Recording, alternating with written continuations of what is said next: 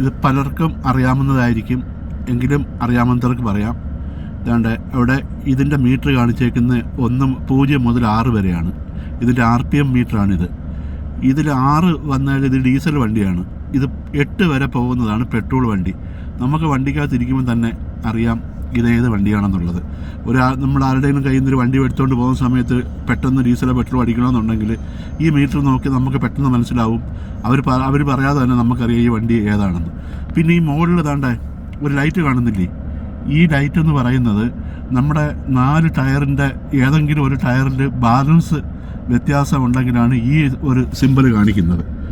മനസ്സിലായോ? താഴെ സീറ്റ് ബെൽറ്റിൻ്റെ കാണിക്കുന്നുണ്ട്. പിന്നെ അടുത്തത് കാണിക്കുന്നതെന്ന് പറഞ്ഞാൽ ഇവിടെ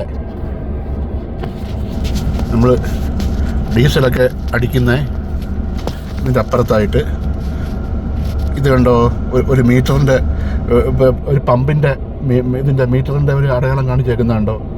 ഇത് നോക്കിക്കഴിഞ്ഞാൽ അറിയാം ഏത് സൈഡിലാണ് നമ്മൾ ഇരിക്കുന്ന ഡ്രൈവിംഗ് സീറ്റിൻ്റെ ഏത് സൈഡിലാണ് നമ്മുടെ ഡീസൽ ടാങ്ക് അല്ലെങ്കിൽ പെട്രോൾ ടാങ്ക് വരുന്നതെന്ന് ഈ ഒരു ആരോ മാർക്ക് കാണുമ്പം അറിയാം.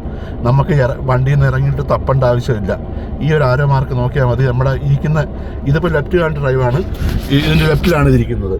അതേപോലെ അടുത്തതെന്ന് പറയുന്നത് നമ്മൾ ഹാൻഡ് ബ്രേക്ക് ഇടുന്നു. ഹാൻഡ് ബ്രേക്ക് ഈ താഴെ സ്വിച്ച് ഉള്ളതുകൊണ്ട് ഈ മുകളിൽ ഇങ്ങനെ സ്വിച്ച് ഉള്ളതുകൊണ്ട് ഇങ്ങനെ ഈ സ്വിച്ച് ഉള്ളതുകൊണ്ട് നമ്മൾ പിന്നെ ഇത് ഓഫാക്കുന്ന സമയത്ത് പിന്നെ പോകേണ്ട സമയത്ത് നമ്മൾ താത്തായിട്ടാണ് എടുക്കുന്നത്.